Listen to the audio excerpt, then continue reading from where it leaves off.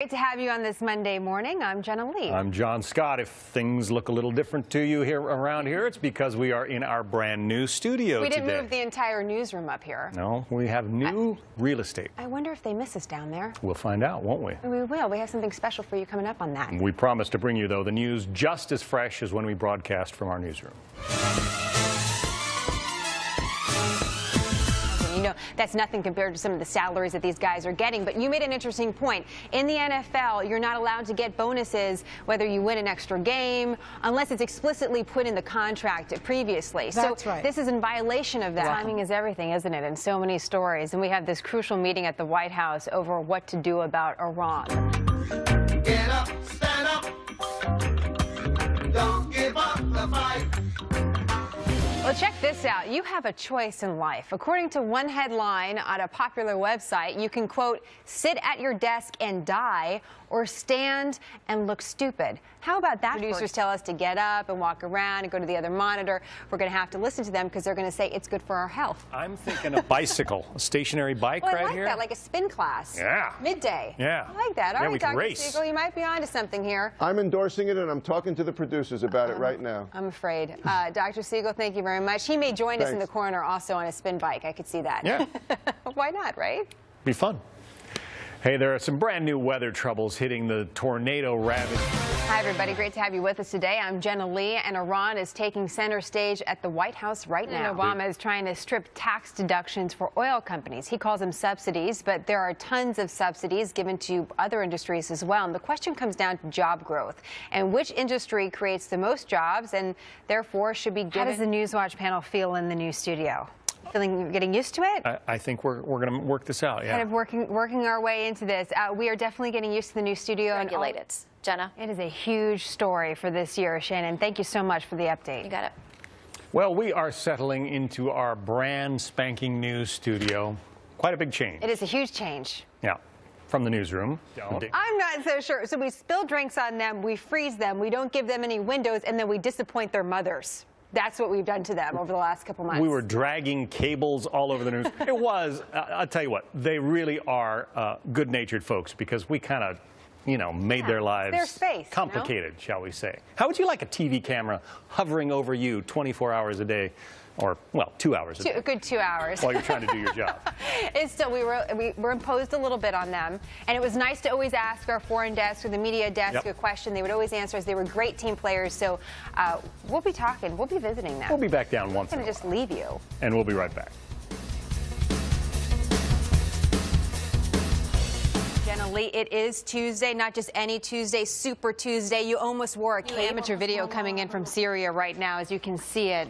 Wow, just again, we're seeing this month after month after month. Arizona Senator John McCain, though, changing the story today, calling for a major shift in U.S. policy towards Syria. In a speech from the Senate floor, McCain calling for U.S.-led airstrikes against the Assad regime, not just for humanitarian reasons like we've heard before, but also to further isolate Iran, and that's part of the strategy. Let's go to national security correspondent Jennifer Griffin, who's live at the Pentagon. And Jennifer. Also, this story: a woman sues her former college, I should say, claiming that her ruling.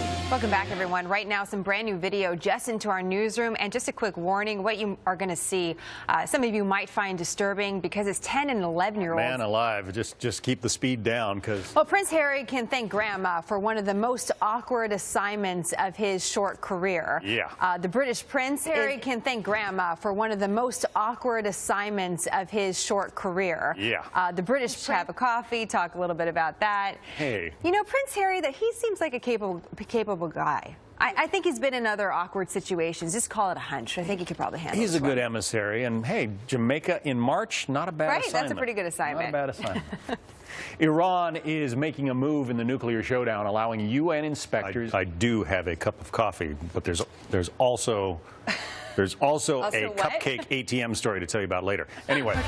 Well, it is a huge day in the Republican race as voters go to the polls in 10 states. We're keeping an eye on all of them for you, everybody. I'm Jenna Lee. I'm John Scott. It is Super Tuesday, the day when Mitt Romney hopes to break away from his rivals. But his challengers have some other ideas, and nobody is going down without a fight. Looks good, doesn't it? I like the pink ATM. That would be enough just to get the money out of it. Oh. I don't even need the cupcakes. Just like it being pink. I got to think of what else I could want out of an ATM. That could get us in a lot of trouble. Thank you for joining us today. Hope you're liking our new studio. We sure are. Yeah, that's for sure. America Live starts right now. See you tomorrow. Well, fallout from Super Tuesday, victories for just about all the candidates. I feel like Wednesday needs a name, right? You just can't call it Wednesday. That's boring old Wednesday right now. We hope it's not going to be a boring Wednesday for all of us, everybody. We're glad you're with us. I'm Jenna Lee. And I'm John Scott. Good morning to you. New questions about how long the fight for the Republican nomination will last after a Super Tuesday showdown. Carl Cameron used that expression, a knife fight between Mitt Romney and Rick Santorum. We can't forget about Newt Gingrich, though, as well. When you saw those delegates from Oklahoma, he was right in there, right? The former House Speaker won his home state of Georgia last night. The results showing Gingrich with 47% of the vote there. He says it's only the first chapter. Robert's continuing to follow Newt Gingrich today as well. Let's talk a little bit about Rick Santorum. He's made the case to go one-on-one against Mitt Romney in the race for the Republican nomination. Eventually, he hopes against President Obama for the White House. So Thank you, J.D. Well, the Republican presidential candidates are piling on a key issue. This is very key on the campaign trail right now. We're talking about, well, Juan just mentioned Iran when we're talking about energy prices, but there's a lot of concern around the world about an Iran with a nuclear weapon. Do you guys have one of those purses? I'm just curious. That man purse? No, only Kilmeade has one of those. Just wondering. Brian Kilmeade has. I see you both kind of with one. Rick, thank you very much for that. Kilmeade's on the radio right now, so he's not listening to me. You're going to get in trouble. He has a merce. He does. A merce? A man purse.